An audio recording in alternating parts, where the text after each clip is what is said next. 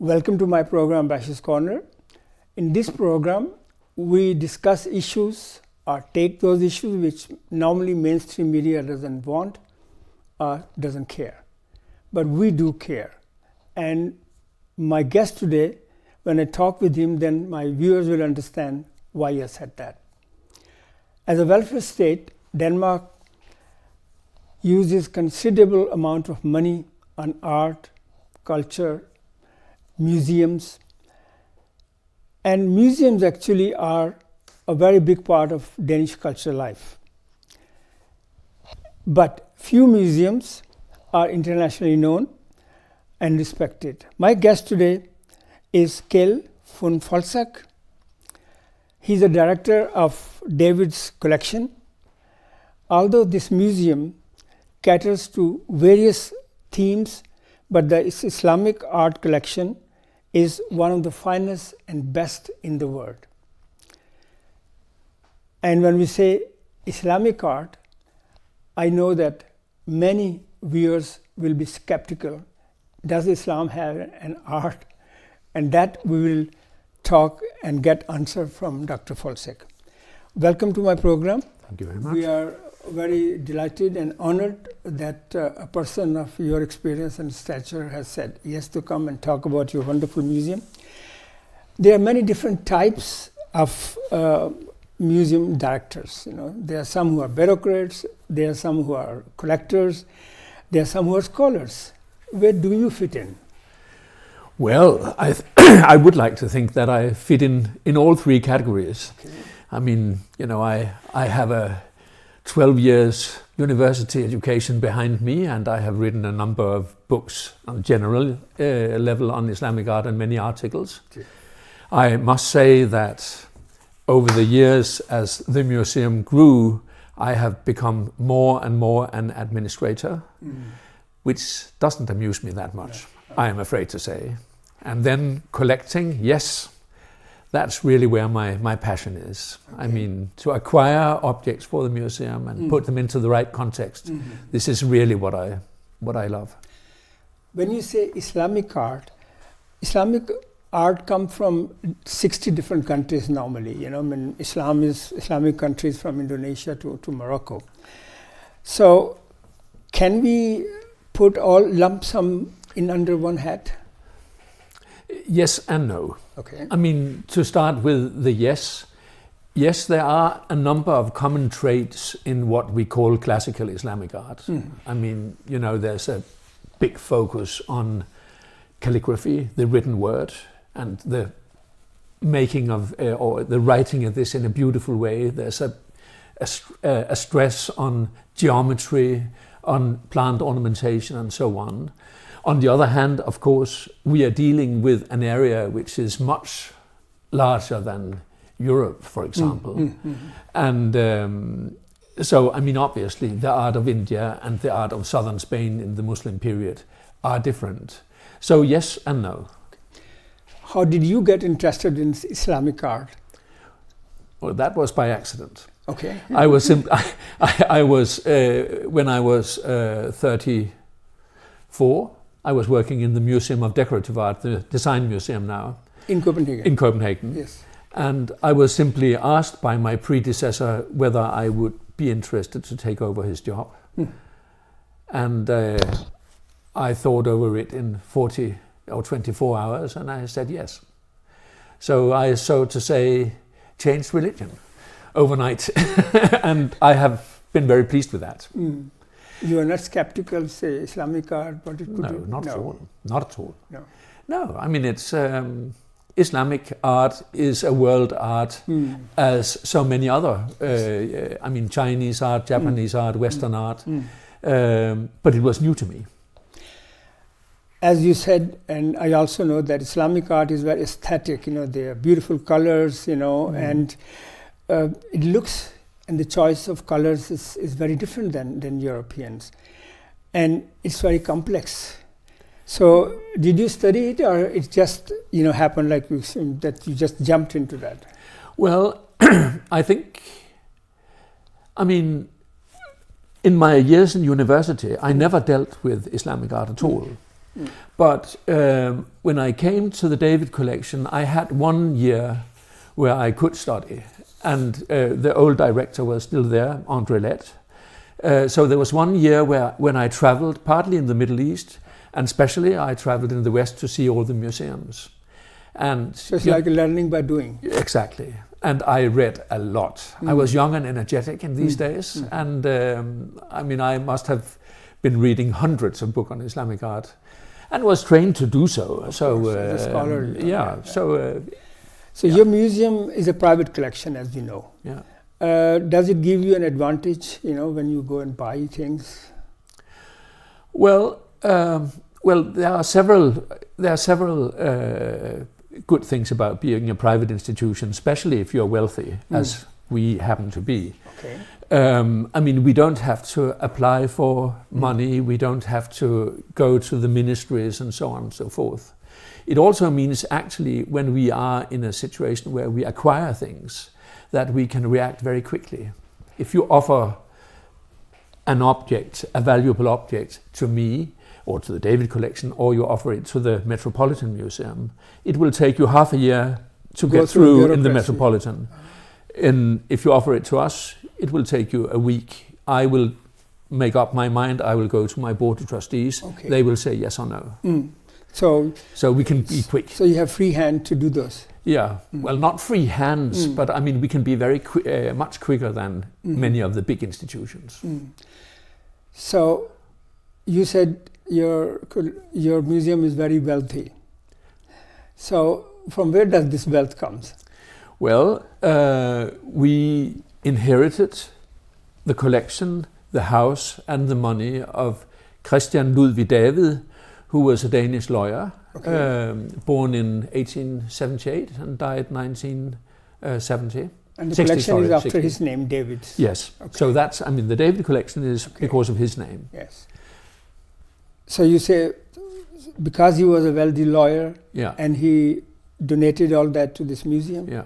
Okay. I mean, the official name of the institution is actually the C.L. David Collection and Foundation. Yes. So we are a foundation with a reasonable large fortune, so large that we can sustain our own museum, do acquisitions, and we can actually also support excavations, or for example another museum as the Louisiana Museum we support yearly with quite a large sum of money. So Mr. David, he was a lawyer and he was also a businessman? Or? Well, yes, you can say so. I mean, he was a lawyer and he was very good with economics. And there was a famous case in around 1920 where our main bank, Landmandsbanken, went bankrupt. And he defended the director. And after that case, everyone knew, if there was someone who knew about economy and law, it was Mr. David. Okay. So he was elected into a lot of different boards of trustees, and which gave him big knowledge. And so who persuaded David to go into this Islamic art collection? Well, by nature, he started collecting Danish art, contemporary Danish art. And European art. Yes, well, then he moved into European 18th century art. Okay. But he was a quite important person in the Museum of Decorative Art, and it was the director then, a man called Emil Hanover, who had this habit of appointing different areas to the big collectors in Copenhagen. Okay. And so one was collecting Chinese art, one was collecting European, and he said to David, why don't you collect Islamic art? And the idea was that, in due time, that collection would come back to the Museum of Decorative Art. So that was, he was very smart, and he was actually, Emil Hanover, one of our very, very good art historians in this country. So we should thank Mr. Andreas yes, but this museum became this extra focus on Islamic art. Certainly. Then you took over, in '85, was it that? Yeah, but when Mr. David died in 1960, there was appointed a director for the museum, André Lett. Yes. And he was director for 24 years. And in that period, I would say about half of the funds went to finishing off the European collections, rounding off the European collections. The other half went into the Islamic collection. Okay. So it was really André Lett who took the collection from mainly being ceramics, as it was in the period of Mr. David, to take it into other media also, glass, woodwork, painting, textiles, and so on and so forth. But the administration asked you to take over this Yes. department, Islamic Art. Yes, no, that's for sure. I mean, when I was asked whether I would take over, it was a clear idea from the Board of Trustees that we should concentrate on Islamic art. Okay. And the reason, I suppose, was, or not suppose, the reason was obviously, if you want to make this institution a serious institution, you should not spread, you should concentrate. So that was what was done then, and it has, meant that the collection is actually of world class now. The museum is lying in the center of town. Yeah. And it's a very expensive area. Yeah. I mean, property-wise. Yes, yes. So is it expensive to run it? Well, I mean, the center of Copenhagen is not like Manhattan. No, but it's a Danish Manhattan. It's a Danish Manhattan, you could say that. Well, it is only expensive in the way that the house we already have. But you see, when we rebuilt, I mean, the two houses we have are both listed houses.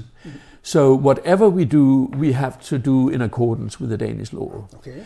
So obviously, to rebuild an old museum or an old buildings from the beginning of the 19th century into a modern museum, really needed a lot of money. And so it was expensive to make the reinstallment, which finished in 2009. So coming back to the art, is there any common trait or common presence of Islamic art, European and Danish art?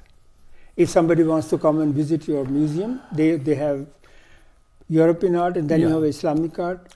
No, but what is the connection? Yeah, well, in a way you could say there's no connection. I mean, we normally say that we stand on three legs. Yes. I mean, but on the other hand, I mean, if you go up the Islamic collection, you will see that it's obviously a culture which is not too far away from European culture.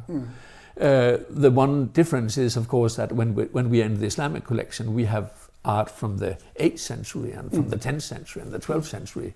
So, of course, you will feel a difference between the Islamic collection and modern Danish painting, obviously.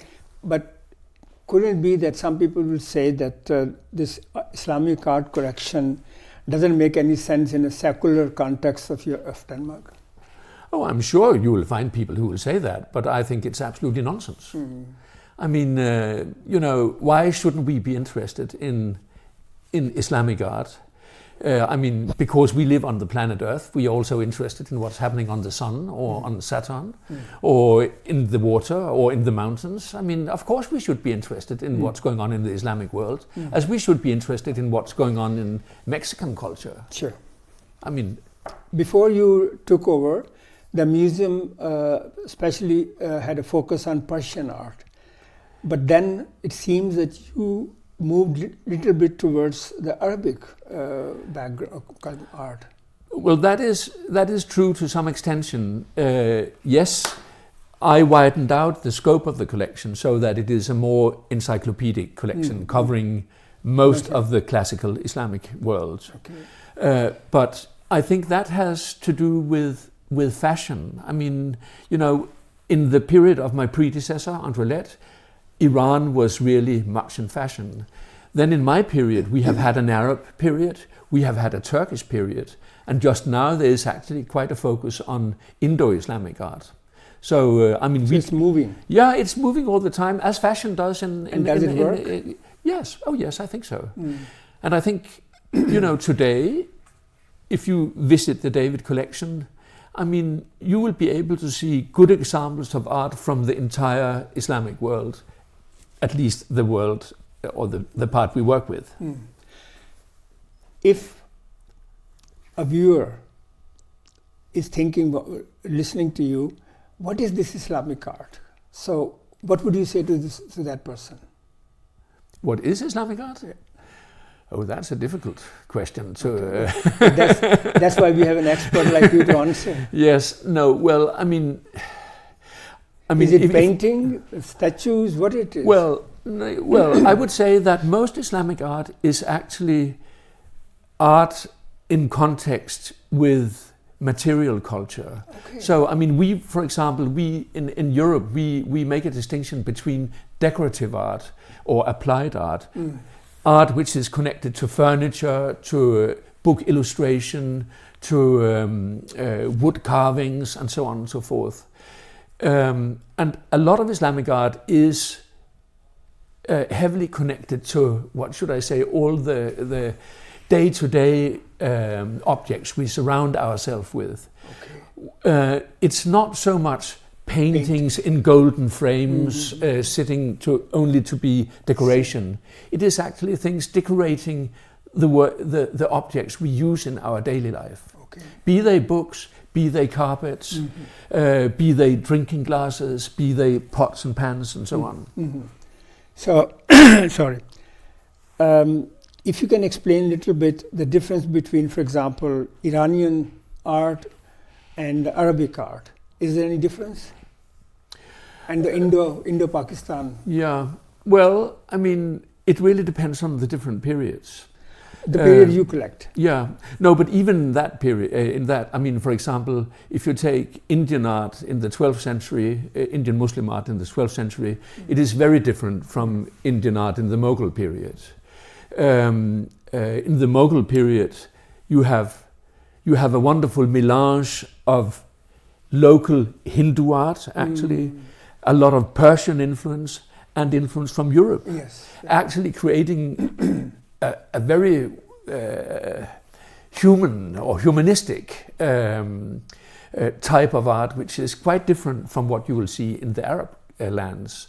And for example, you will see a lot of human figures in the art of India, while you will hardly see it in Arabia. Okay, so if we start from Spain, and go to India in those areas, so can you just describe us what do you collect then from those areas? Well, I mean, we collect. What is your collection actually now? Yeah, I mean, well, we have all types of objects from all these countries. Yes. But for example, when it comes to painting, India is much stronger because there's a much bigger emphasis on painting in India than there is in Spain, for example. Is that miniature painting? Yes, miniature painting. Okay. There are hardly any paintings from Muslim Spain, and hardly anyone from North Africa. Is it because in Islam you shouldn't draw images? You could say so, but on the other hand, when you move to India, you see that it is possible. And that shows the diversity. It shows the diversity, but there is also really a great difference whether we are talking about the 8th century, the 20th century, or the 15th century. You have also, I have read in your CV that there are certain type of Islamic art you have excluded from your collection. Yes. Well, I mean, when you say excluded, it sounds a little bit like I want to be a little god in the David collection. You didn't focus on that. Yeah, that's true. I mean, there are big Muslim societies south of Sahara, I mean, sub-Saharan Islamic art, and we do exclude that because we really think that it looks very different. It's more African? It's much more African, yes. Okay. We also exclude the biggest Muslim country in the world, population-wise, Indonesia, yes. And the reason for that is that most Indonesian art really have roots in a completely different art tradition. I'm not saying that it will go on to be like that. You will expand. But we will probably expand. And I'm sure we will also expand in time as we are moving on. Yes. I mean, now we stop around 1850. But, you know, this will also change over years, I'm sure. But as it is now, we are concentrating on classical Islamic art from around 600-700 till 1850. You're you're director of a museum, but you must have other staff also working with you and helping you. Oh yes. How big is that? Oh, well, it depending on. I mean, we have with Islamic art. I mean. Yes, I mean we have a big technical staff, yes. Which of course is very important.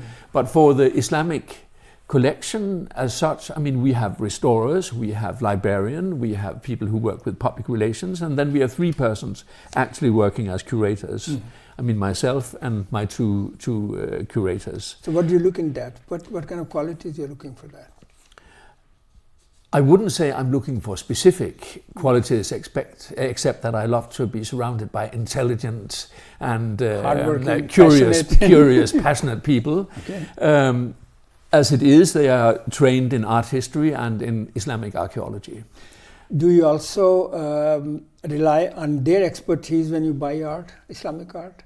Or is only you? Well, I do, but I mean, you'll have to understand that I had been director in the David collection for 20 years before I had anyone to help me. So I have probably get into the custom to rely quite heavily on myself. So you use your own instincts. But of course, I mean, as my curators become better and better, and they are brilliant now, I mean, I of course discuss things with them. And in the end, of course, I present everything to the Board of Trustees, who have to say, yes, you can go on. You travel a lot, and have you visited like all this museum of Islamic art in the Muslim world? I have visited most museums of importance in the Western world. Okay, not in the Islamic world. I have visited a lot of museums in the Muslim world, but not quite as many as I would have liked. And there are areas where I haven't been yet. I mean, shamefully, I haven't been to Central Asia, for example. In Central Asia, once in it Bukhara. was like Bukhara and Samarkand, yes. I haven't been there yet.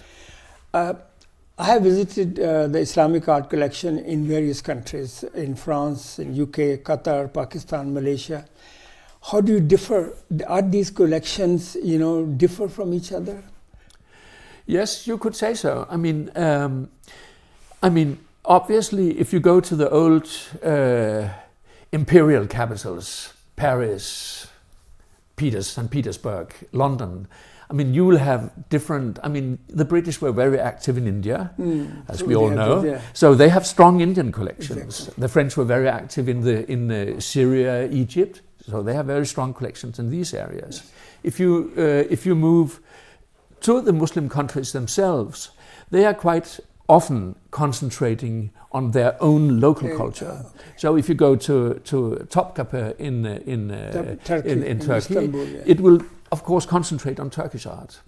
We try to build up our collection, as I said earlier, as an encyclopedic collection, where we try to show balance Arab with Turkish, with Persian, Indian, and so on. In art world, there's a lot of forgeries, especially paintings and miniature. How do you safeguard yourself? Well, I mean, partly we are a network of scholars who will discuss things together. But I think, I mean, you're also safeguarding yourself by experience. I mean, when you have been 30 years in the field, you know a lot of the traps. And then, if I may, please, you also safeguard yourself by having a fake gallery, which we have. So when we do it, we realize when we realize that we have bought a fake, it moves into the fake gallery. So people can see that. Yes. Oh, yes. Okay. I mean, we are bound to make mistakes. You have at present you have about 20 galleries in the museum. Which have you any plans to expand it because with the time? Not for the time being. I think 20 is more than enough and quite exhausting for most people. What about public interest? I mean, as we talked about, that Islamic art was not very well known in Europe and at least not in Denmark. How do you raise the awareness and interest for them? Well, we make exhibitions, we make publications, scholarly or broader. We have lectures, we have what we call David's Bazaar, which is a kind of lecture series. We invite schools. We have a very active education department who really draw in people from, from they are about 10 years up to the public schools. Yes, through the gymnasium and up to the university actually. What about the schools which are owned by ethnic minorities, Iraqis, Pakistani, Turks in Denmark? They have many schools. Do you have a contact with them? Oh yes, they are as welcome as the rest, and we have a number of them. Okay, what I mean is that when there's a museum and they make an extra effort to attract those people, they are having exhibition, that it makes it more interesting for Muslim communities too, that there's a wonderful museum which shows their art. Well, if I understand your question right, then I mean, this should be the case. I would say that, unfortunately, I mean, the number of local Muslims coming to the museum is still far too low. I mean, we are not good enough at getting out to them, or they are not as interested as they perhaps should be. It's not, I think we have the greatest contact with the Muslim societies in Denmark through the children. Oh, from the school? Yeah, really. What about the guided tours? They will come, but the guided tours, or are you talking about guided tours in general? Yeah. Oh yes, we have guided tours on, I mean, partly on the European collections and certainly on all kinds of topics within the Islamic fields. I have visited your museum a couple of times, and it's one of the most pleasurable places where you go and see things aesthetically, So my last question is very simple. Are you happy with your great contribution to the Danish society and raising awareness about Islamic art? Well, I think so in general, and I think it is very important that we all agree upon that, be it European art from the Islamic world and so on. It's all about human experience, and I think it's wonderful to work with material of that kind. Dr. Folsach, thank you very much for coming. It was a pleasure. And our viewers, I'm sure that now some of you maybe have known that, but most of them who didn't know that, now you know that there is one of the best museum of Islamic art in Copenhagen. Please go and visit it. Until next time, take good care of yourself.